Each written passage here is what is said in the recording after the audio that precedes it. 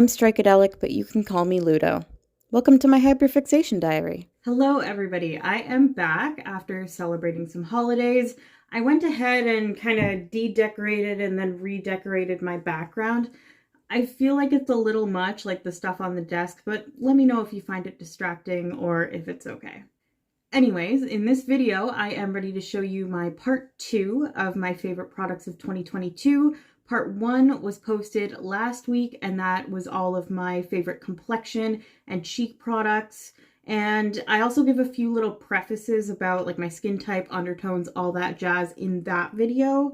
So go ahead and give that a watch if you haven't already. It's not a prerequisite, but I do appreciate when the students have done the reading. By the way, I heard y'all loud and clear in the comments of part 1 unanimously. The Indie Single Shadows video will be coming at a later date. It'll be its own separate video. It won't be for a little while just because it's going to be a bit of a more work-intensive video to plan and film. I really want it to be a good reference point for people who love indies or even who are just like starting out with indie single shadows. So I'm going to make it as in-depth as I possibly can. It's just going to be a bit later in the video schedule while I gather up all my swatches and stuff like that. I hope you are as excited for that video as I am. In this video, we are still going to be talking about eye stuff, mascaras, liners, palettes, and then I'm going to finish off the second half with all of my favorite lip products from 2022. Contrary to my foundations and concealers, these are some areas of my collection where I really have a lot to choose from. I have tons of like colored pencil liners, palettes, lip glosses. Like those are my catnip when it comes to purchasing and trying out new beauty products. So this video is really going to illuminate what I ended up using over the course of the year over and over again. Quick side note, I know I look very summery. It's all an illusion. We got 2.5 feet of snow last night and that shit's still coming down. So if we hear the plow scraping on by or my neighbors trying to get out of their driveway by hitting the gas pedal really hard, we're just going to treat that as a bit of homey northern ambiance. I've actually got some pre-workout in here because after I film this video, I have to go shovel the driveway. With all that being said, I invite you to sit down and listen to me wax semi-poetic about some of my favorite products of the year. So we are going to start with eyeliners. I have 2 to show you and they're both pencils. I didn't really do a lot of winged liner, especially in the start of the year. I would say I only really got back into doing winged liner with a traditional liquid black liner maybe 3/4 of the way through the year, and the one I'm using doesn't really blow my socks off anyway. But what does blow my socks off is this pencil. This is the Fenty Beauty Flypencil Longwear Pencil Eyeliner in the shade Lady Lagoon. And I'm wearing this in my waterline today. I know a lot of people who don't love the Fenty Flypencil formula, and I think I know exactly why. For one, they're really expensive for just a pencil eyeliner. They do have some really unique shades, but it's like $30 a pencil, which is pretty ridiculous. I got this one on a discount, but I did purchase another shade full price, and I'm just like, ooh, that really hurt my wallet. The other thing is that the formula is very creamy, and they dry out shockingly fast if you leave the cap off. So I remember when I worked beauty retail and we made testers of these, and due to company policy, we had to take the caps off and throw them out so people could see the colors, and they were like unswatchable within 24 hours. They were just rock solid, no pigment coming off of them. So I can see if somebody like tried to swatch one of the shades in store, they'd be like, dude, this sucks. However, if you purchase one of these new and keep the cap on securely, it's not a shitty little cap. It's not going to like split or break when you try and push it down. It just clicks into place. This is a spectacular eyeliner. My nail polish just popped completely off of this nail. I'm not going to repaint it right now, but I think if we band together as a community, we will survive if I just continue. So I'm going to do that. So back to the eyeliner, I will say that this is a touch drier than when I purchased it in February, but it is still well within the realm of being usable and functional. The way this pencil just glides onto the waterline with barely any pressure, just full color saturation in one swipe. and it stays put. It doesn't run, it's vibrant, and then it stays vibrant throughout the day, not just for pictures. This shade in particular, Lady Lagoon, is this really vibrant electric blue that just screams, look at me. I love pairing it with warm tones like I've done today. I'm going to insert a picture of me wearing it with like this funky yellow look, and I think it's one of my favorite looks I did this year. It just looks so cool, and I always get asked what I'm wearing whenever I wear this. I do also have the shade Spaghetti Straps, which is like a creamy coral, but I just haven't had the chance to wear it as much. I don't reach for it as often as I do Lady Lagoon. So Lady Lagoon made it into the video. I mean, I guess this made it into the video too, but it's more of an honorable mention. I need them to put out a set for like Pride or something with all of the different rainbow shades at a little bit of a discount, because I want that formula in every single shade, but I'm not ready to spend $30 on an eyeliner again. The second eyeliner that I want to talk about, I actually thought this shade was discontinued, but I just checked and it's not. So we're going to talk about it right now. This formula is classic. This is the Urban Decay 24/7 Shadow Pencil, and this is in the shade Mainline. It is a matte, deep teal that leans more blue than green. This Urban Decay 24/7 pencil formula, I really love when they do a matte jewel tone. They had this shade called Torch from the Naked Heat collection. It's like a burnt terracotta that I really love. They have this other one that's more of like a deep purple, deep eggplant purple, but it's not too black, and I have my eye on that one. But this one, Mainline, I ended up just using it so many times throughout the year. I did a lot of teal looks, greener looks, jewel toned looks. That was really my bread and butter this year. So this got a lot of use. So this is just such a beautiful color, and I really do like how these Urban Decay pencils age. They are a sharpenable wooden pencil, so the formula doesn't dry up and shrink on itself as quickly as a twist up would. So I don't find that these dry out until the point where you should be throwing them out anyway, like 3.5, 4 years. And it's one of the formulas that I feel like I'm going to want to invest a little bit more in the coming year. I know that I just said I don't want to spend $30 on the Fenty Flypencil, but that's particularly because I don't feel like it ages that well. It doesn't age as well as the Urban Decay 24/7 formula, and I have a lot of different pencil liners, so I need them to last because I'm rotating through them quite often. It's not often I get stuck on like one liner for weeks on end.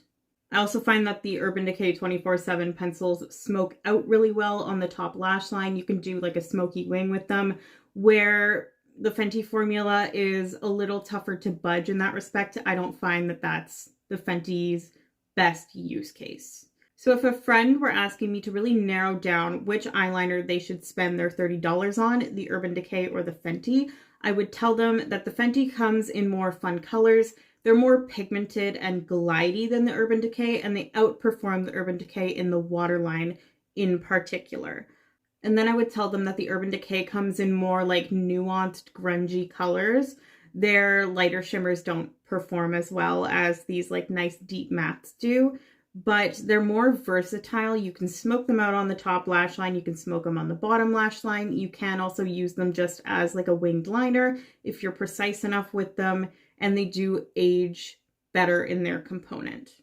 So those were my eyeliners, and next we are going to talk about two single shadows that I have still in the packaging. Like I purchased them in a compact and they're never going to like be depotted into my singles collection. So we are going to talk about them here.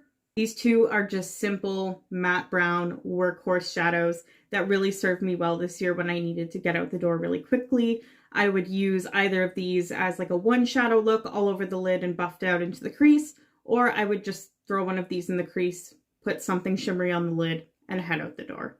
So this is a matte eyeshadow from MAC in the shade Omega, and it's this light taupe. I purchased it initially to use as a brow powder, actually, for my freelance makeup kit, not for myself. And I really preferred to use eyeshadows in my kit for that purpose, for brow powder rather, because then I can also use them as eyeshadows if I need to, and they tend to be flattering transition or crease shades.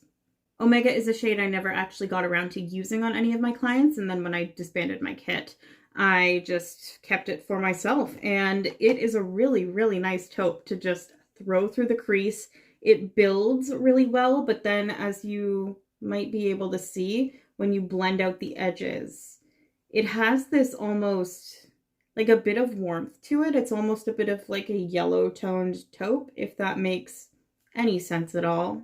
On me, I find that this shade is just so functional in creating an illusion of depth and bringing my eyes forward when I place it kind of in the crease on the outer half of the lid, and then I blend it up to kind of elongate my eyes a little bit. Finding the perfect eye contour shade for your particular skin depth and undertone is not only a mission, it's an art. And I feel like I have found the perfect one for me right here. It is cool tone, but it's not so cool tone that it's gray or makes me look tired. It just is almost kind of sultry in how it snatches my eyes really nicely. And then on top of that, this is one of the MAC shadows that I have that just works like a dream. They can really do a matte neutral, can't they?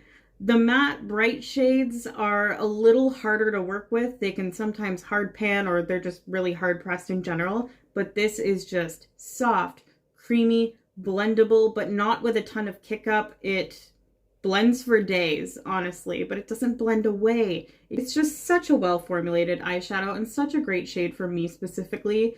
And I'm really glad that I basically stumbled upon this in my own collection, because it really came in clutch throughout the year. Then I have another matte brown single eyeshadow, and I don't even know where I got this from. It's kind of packaged like an Ipsy sample, but I don't get Ipsy. I feel like I ordered something off of like Poshmark and this was thrown in as a bonus or something. So this is the Nomad Cosmetics Intense Eyeshadow in the shade Cantucci. And it's quite a bit warmer. It's just kind of like your standard light, warm brown transition shade on my skin tone, at least. It's a really nice shade. It's not like a contouring shade like MAC Omega is, but Nomad Cantucci is just really easy for me to wear. And I've worn it a ton. I've actually worn off that little N embossing that comes in the Nomad shadows. And this is the first Nomad eyeshadow that I've ever tried. It's the only one that I've ever tried, and it's really, really nice. Like, they have a kick-ass formula if this is what the rest of them are like. This is just so sumptuous and velvety. Like, good Lord. It blends very nicely, just like the MAC one. I would say it spreads a little farther than the MAC one, so you have to be a little more careful with it, but it's very richly pigmented too. And it builds this like velvety texture on the lid. So you can use this as a one shadow look and it looks like you're wearing more than one shadow. And I don't find that is typical of mattes. That's usually more typical of like a satin or kind of like a deeper shimmer where they'll blend out and have that nice halo effect.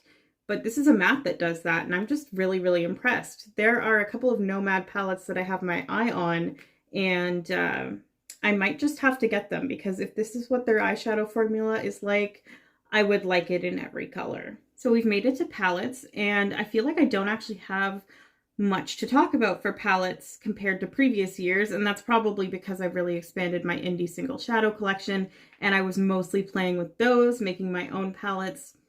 Nevertheless, there still are a couple of palettes that I reached for a bunch throughout the year, and we're going to talk about those. We are going to start with the e.l.f. Cosmetics Bite Size Shadow in the shade Hot Jalapeno. I do have quite a few of these e.l.f. Bite Size Shadow quads. I think I have like 5 different colorways, but this is the one I was reaching for what felt like constantly throughout the year, and it's probably because my hair was green for most of the year. It was either like a lime green, a bright green, now it's a really dark green, and I was reaching for these 2 green matte shades.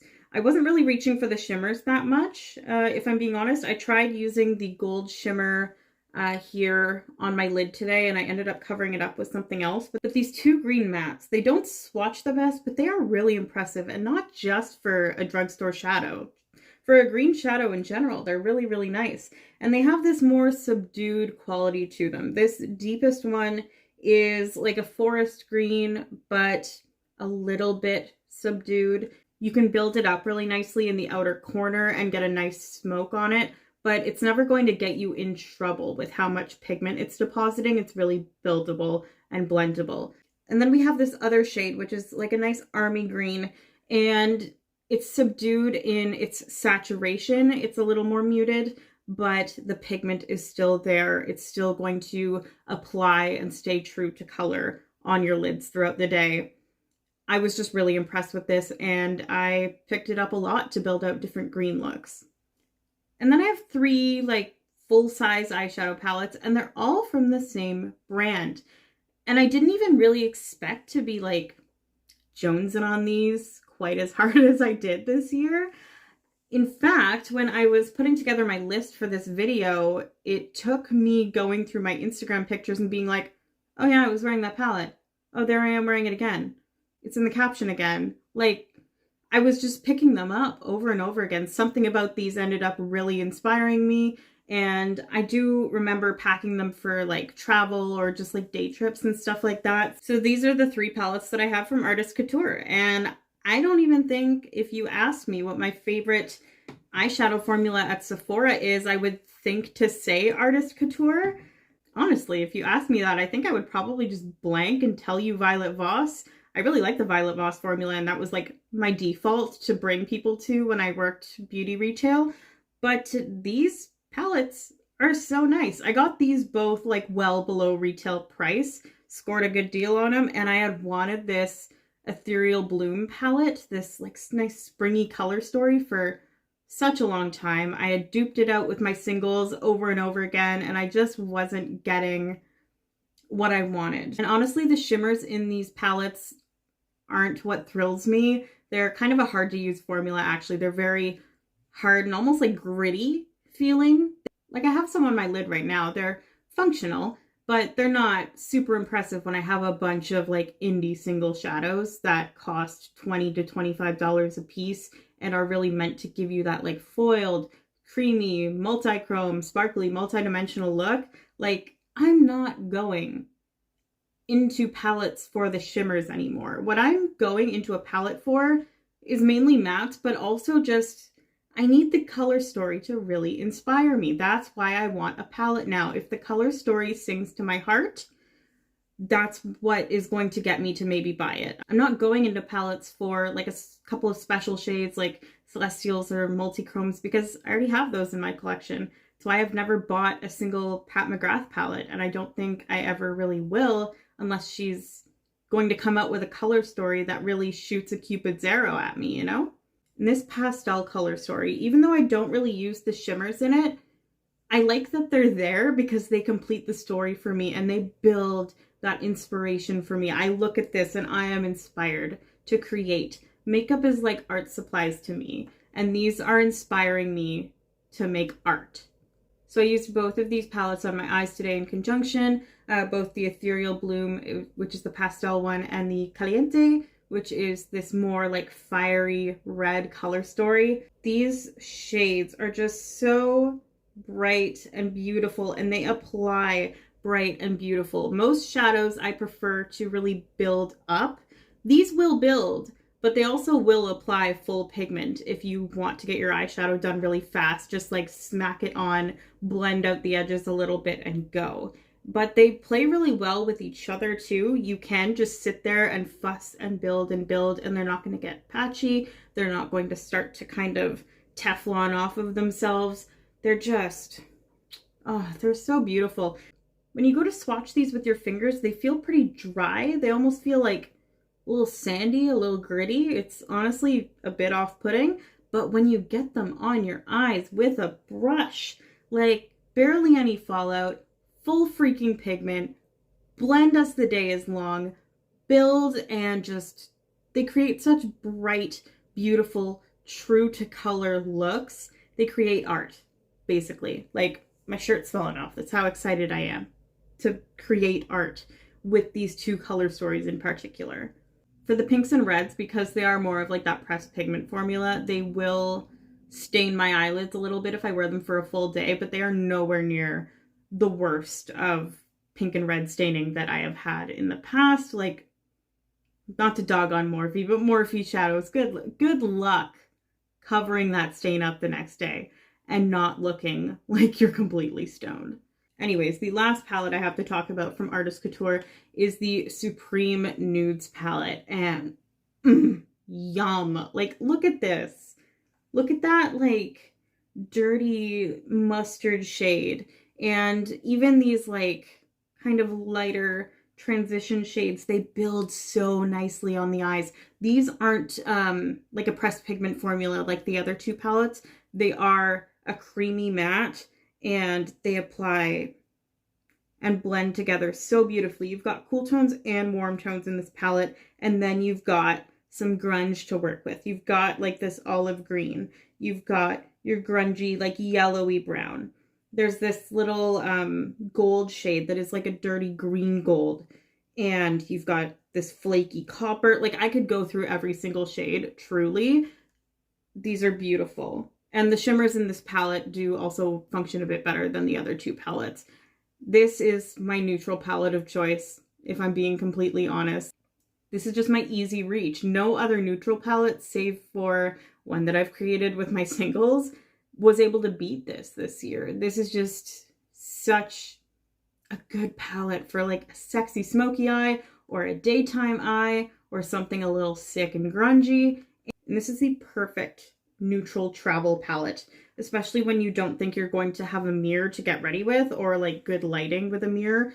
You have this giant mirror and look at how slim this packaging is. I can't. It's just such a gem, such like an underrated gem. The other color stories that Artist Couture has released since these three palettes came out haven't called to me as much, and I don't think there have been many releases. Maybe like, I think he has like the mini Supreme Nudes and then like the mini matte Supreme Nudes. The matte one's nice, but I am always on the lookout for new palettes from Artist Couture because I just really like what they do, and their eyeshadow formula seems to really function well with how I like to do my makeup, whether it's their pressed pigment formula in the brighter shades or the formula in the Supreme Nudes palette. They're both like different, but they're both such a pleasure to work with. I always have fun when I'm doing my makeup with these three palettes, and I always end up loving the look I come out with. My intention was to finish the eye products and then do the costume change, but I don't control the weather and I had to go shovel a ton of snow after that last bit. Happy New Year, by the way. We are going to talk about mascara and brows next, and that will finish off the eyes. I have two mascaras to talk to you about in chronological order of when I was loving them this year. This first one is from Maybelline. It is their Colossal Curl Bounce Mascara, and this was my most used mascara of 2022. This one is actually an empty tube. I think it's my third tube. I know I repurchased this at least once this year. Maybe it was twice, I'm not sure. What I can say is that this is definitely my drugstore mascara of choice, and I would 100% purchase it again. It's super lightweight, it's easy enough to remove at the end of the day, it's nice and like lengthening and lifting, and it almost has like that lash multiplying effect. I know that they advertise that kind of thing on all sorts of drugstore mascara adverts specifically, but it does really make it look like I have more lashes. It makes me look like I'm wearing Ardell Demi Wispies specifically, and I like that. This is the non-waterproof version. It's not 100% smudge proof, but it's pretty close. It's like 85% smudge proof, and I really like this stuff. I will go back to it again whenever I'm out of mascara next and I'm on a drugstore budget. My finances and budget can tend to be a little flip-floppy, let's just put it that way. And while I'm obviously trying to get a handle on that currently, I do like knowing that I have a good mascara to go back to that's under $12. Because this next mascara costs more than $12, and honestly, it's been a while since I had a nice fresh tube of the Maybelline, so I can't say for sure. but I think this is my mascara of the year for 2022. And this is the Tower 28 Make Waves mascara. Calling this my mascara of the year, not an unpopular opinion. I know a lot of people love this mascara. Now that I think about it, I also don't think I've heard from anybody else who tried this mascara and didn't end up liking it. That's interesting. If you have tried the Tower 28 Make Waves mascara and personally didn't think it was worth the hype, let me know why in the comments, because I would be really interested to hear. I will tell you why I love this though, and it's a little hard to describe, but it just works. Putting this on never gets boring. When you've been using a mascara for 2 months and there's still some life left in it, but you're just over it. That hasn't happened with this mascara yet for me. I am just constantly thrilled by how it looks on my lashes. It does give more length than volume. Lately, that's what I've been going for. I find that's what flatters my eye shape a little bit more. So it doesn't give really fluffy looking lashes, but it does make them very long and defined. Yeah, I think the definition that this mascara gives is my favorite thing about it. That and the hold. It lifts really well and then it keeps the lashes up into a curl, even if you haven't curled them. Basically, I'm just always looking for a mascara that can hold its own against a full eyeshadow look, but not look super thick and caked on and clumpy and spidery at the same time. And this accomplishes it for me 99% of the time. So as for wear, it wears really decently. It's not the most stubborn mascara I've ever tried in that respect, but it holds its own. I don't ever notice an inordinate amount of smudging with this, any more than I would get from, say, Benefit Roller Lash or the Dior Show mascara. So this Maybelline one is 85% smudge proof. The Tower 28 would be 80% smudge proof on this percentage of smudge proof scale that I've just apparently invented. But this still smudges way less than some waterproof mascaras that I've tried. So I recommend both of these mascaras. I would repurchase both of them again and probably will. Just depends on what brands you like to buy, what your budget is, and I would say the main difference between them is that the Tower 28 is a little bit more thickening than the Maybelline. So if you like a more natural lash look, Maybelline. If you like something that can hold its own against really bright eyeshadow but still doesn't look super fake, Tower 28. We are moving on to brows, and I'm going to be real with y'all. For 11.5 months out of the past year, this is all I used on my brows. Until the middle of December, I did not touch another brow product, and I only diverted because I needed to purchase new ones of these. These products are both from NYX. This is the Thick It, Stick It Thickening Brow Mascara in the shade Espresso, and then I have the Lift and Snatch Brow Tint Pens in the shades Espresso and Ash Brown. I freaking love these brow pens. The two shades that I have are quite similar. Ash Brown is a little lighter, and then Espresso is more pigmented and intense. I'll usually do Espresso through most of my brow outline and then a couple of strokes up at the front, and then I'll fill in any sparse bits within where my hair sits with Ash Brown and then do another couple hairs at the front, and I just find that adds the most dimension and leads to the most polished and groomed but not overly dramatic or drawn on looking brow.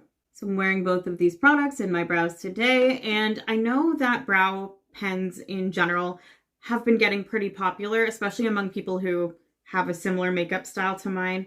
But I like these NYX ones in particular, more than others that I've tried for a few reasons. Firstly, it is this really nice, thin, precise brush tip, and the flick of the brush against the skin gives a really believable looking hair effect where it's thicker at the base and then it thins out at the top of the stroke.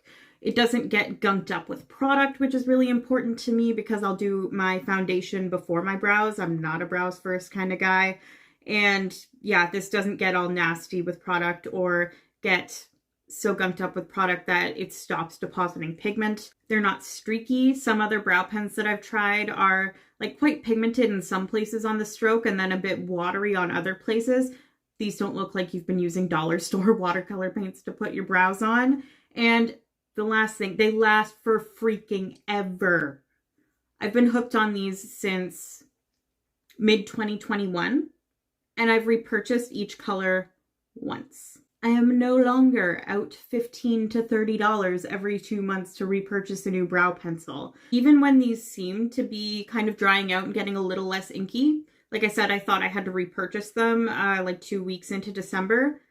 I left them alone for a week and went and picked them up again to see if I could make them work to wear them on camera, and good as new. That's great. I don't know, it's witchcraft. I've had actual ballpoint pens last a shorter time than these brow tint pens. It is worth mentioning that I tried the shade Brunette a little while ago because I wanted something a little bit quicker than using 2 shades every single day, but I don't like this shade.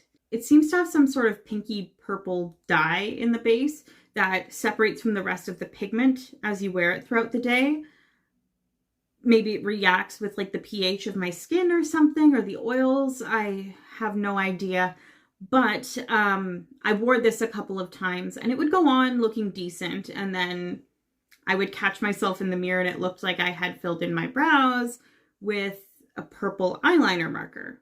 Nothing inherently wrong with filling your brows in with eyeliner. If that's what you want to do, go right ahead. But it's not necessarily the look that I was going for that day. And I feel like if a product is going to be color changing, I'd at least like it to be an advertised feature of said product and not a special surprise for me 3 hours into my workday. If you can find a shade that works for you though, like ash brown and espresso work for me, not brunette.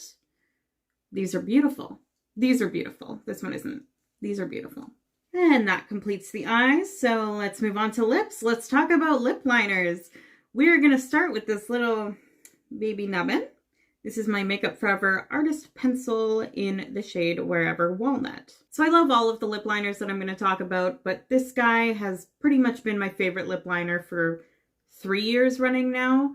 It's a very nice shade for my lips. It kind of gives me that my lips, but a lot better kind of look. And I wear it constantly, especially because my lips are kind of pale and my lip line is almost patchy in a way. It's like it's lacking pigment along the edges in some spaces. And it's nothing I'd ever be like insecure about on its own. But when I'm wearing any other makeup, I just like to have my lip line look cleaned up, polished, bit more put together. And Wherever Walnut just happens to be a really good shade for that. It looks pretty dark on my hand. On my lips, it looks a lot more natural because it's against my lip tone and not my hand. Just a medium brown with like a little hint of a rosy pink in there. And I like that even though it has that bit of rose to it, it doesn't lean too warm. It never ends up clashing with any of my eyeshadow. I can wear this with just about anything. The formula of these Makeup Forever Artist pencils are really nice as well. They're formulated to be able to be used on the eyes, on the cheeks, and on the lips. I actually have used this as blush. I just kind of like drew it onto a brush and stamped it on my face, and it blended really nicely. It, you know, it's a bit too fussy for every day, but I'm glad it worked as advertised. So they're just a sharpenable wooden pencil, and then the formula is almost more like a cream to powder finish. It doesn't feel like powdery on your lips or anything, but it just doesn't lock down like a gel formula would. So it's blendable, it stays blendable, but it won't move around unless you move it intentionally. Like it doesn't dissipate off your face or go on adventures around your chin or anything like that, but you can take it off with like a napkin. Next lip liners that I want to sing the praises of are these Milani Understatement lip liners, and I have the shades Café au Lait and Rich Cocoa. So these are a retractable lip liner, and I don't always like retractable lip liners because a lot of those formulas tend to do that sort of liquid rubber gel dry down, lockdown thing on your lips. These, however, have a thinner, more silicone-y consistency almost, weirdly kind of blurring. Like imagine if e.l.f. took their putty cheek formula and then wanted to translate that idea into a lip liner. That's kind of what this is. It gives me the same idea. So these glide really nicely, but they don't lock down. They're still blendable. This nice light brown in the middle here is Café au Lait. And then on the end we have Rich Cocoa. And these are just so nice and pigmented and smooth. And they make the lip line look so crisp and perfect. I hate when you get a dark lip liner and it's like messy and streaky and patchy. It just looks so amateur, but these are just really, really nice. And if you're looking for a lip liner at the drugstore or in general, I highly recommend these. They're really, really good. I have one more lip liner to talk about, and that is the Revlon Color Stay lip liner in the shade Sienna specifically. This isn't necessarily my favorite formula in the world. It is a retractable liner that does that gel to rubber lockdown kind of thing, but I can forgive it because Sienna is just such a good color. It's this perfect like pumpkin spice orange with a little bit of pink to it, but it doesn't go like salmon or coral. It still stays really orange. It just has that bit of pink so it looks more at home on the lips, I guess. So I just swatched it there on my hand. I wore this a ton in the late summer to fall into early winter months, essentially. And I'm sure there are dupes for this shade in formulas I would probably like even more than this one, but hey, this is the one I impulse bought at the pharmacy one day, so it's the one I have. And it satisfies me well enough. I mean, the shade is really the reason why it made it into this video, best of the year, but I wouldn't kick the formula out of bed either. It's decent. It's just not necessarily my preference. I will say, though, that if this is the type of lip liner formula you prefer, you like one that locks down and becomes almost waterproof, the Revlon Color Stay holds its own against any of the similar high-end lip liners I've tried. You don't need to be spending $35 on a lip liner. Okay, so now we are going to talk about everything else lips. So that's lip gloss, tinted lip balm, lipstick. If it is a color cosmetic that is not lip liner and it goes on my lips, here it is going to be. First, I'm going to tell you about 2 more lip products from Revlon. I know we just talked about that lip liner, but like, dang, they really know how to make a lip product. And there's just so much to choose from. Some of their new formulas, like sometimes they'll come out with a lip formula and I'm like, that's a little sus. But in general, I could throw a dart at the Revlon display and come up with a lipstick or lip color that I liked. The Revlon Super Lustrous Shine Balm in the shade Sparkling Honey. I just wore this so much, like so often. It was my sheer nude of choice for most of the year and continues to be one of my favorites. I like this because it's a thin formula that still looks really nice and juicy and glassy on the lips. It doesn't have a ton of pigment. You can see that Sparkling Honey is just this kind of sheer brown, and it doesn't last a super long time, I will say. It has the wear time of your average tinted lip balm, but it's really comfortable and you don't feel it on your lips. And I feel comfortable reapplying this without a mirror because of the sheer pigment level. So the short wear time doesn't really bug me. I can just dab a bit back on if I feel like it's come off my lips. I'll usually wear this over a neutral lip liner, usually wherever Walnut from Makeup Forever or Café au Lait from Milani. But I also top this over lipsticks that I like to give them a bit of shine and to kind of mute them down a little bit. That nice brown wash tends to mute down some colors and make them feel a bit more wearable or maybe even just more congruous with whatever else is going on my face. Next, also from Revlon, we have the Super Lustrous lipstick in the shade Love That Pink. And that's what I'm wearing on my lips right now. I have it topped with a gloss that I'm going to talk about in a second, but this is the color that is primarily on my lips. I really do love that pink. You truly just can't beat the Super Lustrous formula from Revlon, man. It comes in oodles of colors. There's a couple of different finishes. I have some of their matte ones that are really nice too. This is a creme finish, which tends to be my favorite of all of their different finishes. I think they have the matte, the creme, the pearl, and then I guess they count the shine underneath that umbrella too of Super Lustrous. But I've tried like at least 15 of the Revlon Super Lustrous lipsticks, and I've only ever found one dud. That shade was Black Cherry, but then again, that was the 3rd lipstick I ever bought. And it's entirely possible that 15-year-old me hadn't quite built up the skill set to nail a dark lip. I also don't think I was wearing it with any lip liner or anything. I would just kind of like smack one layer on and be like, why does this look so sheer and patchy? So maybe I'll have to pick that up again at some point and retest it and see if it was user error. Anyways, this shade, Love That Pink, is super pigmented. It's this really bright pink with like a hint of coral to it. It's mostly like a hot pink, but like a warm hot pink. I call that kind of pink a candy pink. I've heard that term used before, but I might be the only one who uses it to describe this particular shade.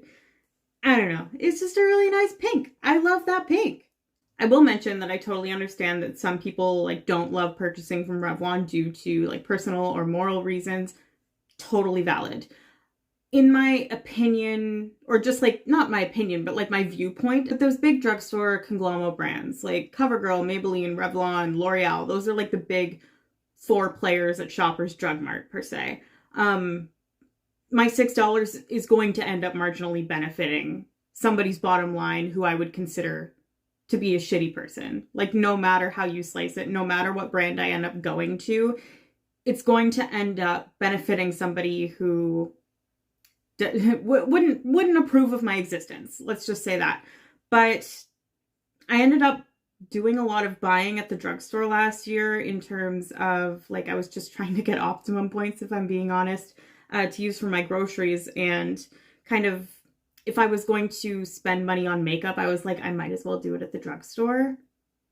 It was kind of a weird time for me, if I'm being honest. 2022 was a hard year, but that aside, but that is a whole tangent. Like, this isn't trauma story time TikTok, I promise. I think where I was trying to go with that is that if boycotting Revlon isn't your personal hill to die on, which I do understand if it is, and I respect that, but if it's not, go pick up a super lustrous lipstick if you haven't in a while, because they're great and they've got so many good shades. Whenever TikTok comes out with like a new lip color trend, you need this one, you need this one, this is the it girl lip. I mean, like, if you really want to follow that trend, Revlon's probably got a lipstick for you for $6. That's all I was trying to say there. I know I don't have that many videos up on my channel, but have you noticed that it's always in like the last quarter of the video where I start to lose my grip on my marbles a little bit? Because you're not alone. I've noticed too. I know as it happens. I feel it as it happens and I can't stop. Regardless, we're going to talk about my other favorite like everyday lip. So I'd say Revlon Sparkling Honey was my everyday lip in the first half of the year, and then my everyday lip in the second half of the year was M Cosmetics Venetian Rose. This is their, what's it called? Lip Cushion Tinted Luminizer. So if you're playing along at home, you might remember me mentioning the M Cosmetics Color Serum Blush Drops in the shade Venetian Rose in my face, complexion, and cheek favorites. Now, I can't remember if I mentioned this in that video, but I feel like the shades are a little bit disparate. Here, I'll just grab it.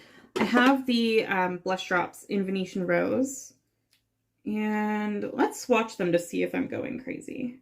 No, I would definitely say that those are different shades. They're similar shades, like they would look fine if I put them both on my face, but on the very end here is the Blush Serum Color Drops Blush Serum. And then beside it, we have the Tinted Lip Cushion Luminizer. So the blush drops are just a little more brown. They have this more like clay, like earthy undertone to them. Whereas I find the lip cushion is a bit more mauve. Mauve? I've heard people say it mauve and mauve, but not mauve. That was a new one. You know, I wasn't able to film for a while and I was really worried that I was going to get back on camera for the second half of this video and end up being really like robotic and boring. I don't think that's the issue. We've got the opposite problem. But you know what's got no problems? The M Cosmetics Lip Cushion Tinted Lip Luminizer in Venetian Rose. It's just such a great everyday lip. So it's just kind of one of those like balmy gloss pens that twists up to dispense the product. And I actually really like that type of formula. I have a couple of discontinued ones from Sephora collection, the Melting Lip Clicks. Those were so good, and I'm so sad I never got the nude shade. I haven't tried those Maracuja ones from Tarte that everybody's been talking about lately, but I really like this type of formula because it's very glossy and it feels very plush on the lips, but it still is a thin formula. It's more high shine than something like the Revlon Super Lustrous Shine, and it has a lot more pigment to it, as you can see on my hand. So I went and replaced that blush swatch with a swatch of the Makeup Forever Artist Pencil in Wherever Walnut. I just wanted to show you how well they paired together, and since I was usually wearing Wherever Walnut throughout the year, this just became such an easy reach for when I didn't know what I wanted to wear on my lips, or frankly, I didn't care. I just wanted to be wearing something. So I'll tend to just throw this on, but then I'm always super impressed with how it looks in pictures, especially. I will go back through my Instagram feed. I'm a little obsessed with myself, but also just for research purposes to see what I've been using. And I'll be like, ooh, damn, what's that lip? And it's usually the M Cosmetics lip cushion. It just looks really plush and soft and bouncy and smoothing. Like it smooths out the lines in my lips. And it's a thin formula, so it looks like it's just my lips. It just looks like my lips look really great. So I guess the name Lip Luminizer is pretty accurate for it. They did a good job naming that. It's kind of like, honestly, the best hybrid of having the pigment of a lipstick, the shine of a gloss, and then the thinness and like feel of a tinted lip balm.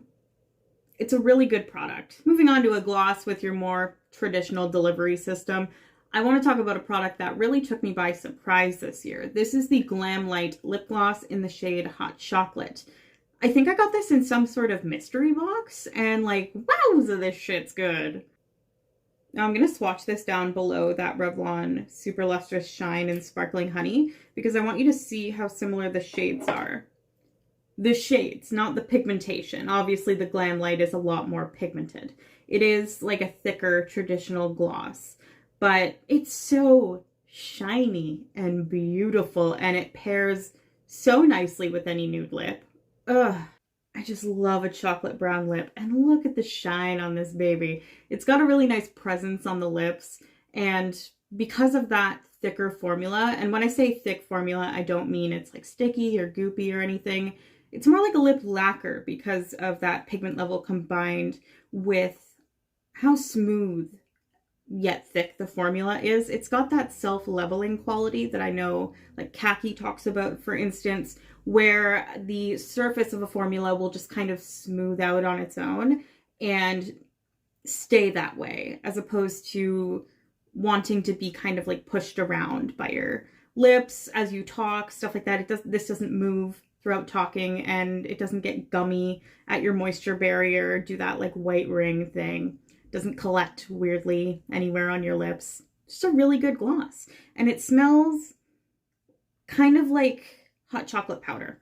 And similar to the Revlon Color Stay Lip Liner, I will say that I know there's probably like 100 dupes, at least, out there for this color and formula of lip gloss. There's so many lip glosses on the market right now. And I've heard that Glam Light can be, well, I know it's particularly hard to get your hands on if you don't live in the States. And I've heard that their shipping, like their customer service, isn't the best if the shipping goes wrong, especially internationally. So if you're not in the States, that's just something to keep in mind. I got this probably in a Poshmark mystery box, now that I think about it, because I ordered a couple of those early on in 2022 for my birthday to give myself a little treat. So I didn't have to deal with their customer service at all. I basically bought it from a reseller. But I'm glad I did, because I use it a lot and I really, really love it. So that's the tea on that, or the hot chocolate, I guess. I've got one last product to talk about, and then we are done. This is the NYX This Is Milky gloss in the shade Moody Peach. This is what I'm wearing on my lips today, on top of that Revlon Super Lustrous lipstick in Love That Pink. And truth be told, I wear this lip gloss so much. It matches my bodysuit perfectly. I didn't even plan that. And it's just such a pretty color. It's like an electric coral, but it still has that milky quality to it, as the gloss's name would suggest. It's like a little bit muted and pulled back, but it's not chalky milky. Like I know some lip glosses that advertise themselves as being milky look more like curdled milk on the lips. This one doesn't do that. It never gets gummy. It never like sits in your lip lines or separates weirdly. It's a very similar formula to the Glam Light gloss, other than the pigment level. It's just like a touch less sticky and wears off a little bit quicker. But I bought this in the early spring, I want to say, and I've reached for it at least once a week since then. I would be this close to going and looking at the other shades and maybe picking some up if I didn't already own so much lip gloss. And that's it. Those were the rest of my makeup favorites from 2022 that are still currently available. Just a reminder, if you haven't watched part 1 already, I would super appreciate if you did that. I mean, you might as well get the whole story, right?